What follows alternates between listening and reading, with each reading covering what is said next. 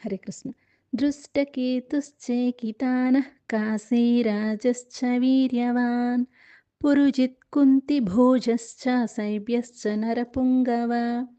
దుర్యోధనుడు ద్రోణాచార్యునితో ఈ విధంగా పలికెను: ఓ గురువర్యా, ఈ పాండవ సైన్యంలో భీమార్జునులతో సమానంగా యుద్ధం చేయగల మహావీరులైన యుయుధానుడు, విరాటుడు, ద్రుపదుడు వంటి గొప్ప యోధులు మన వైపు ఉన్నారు.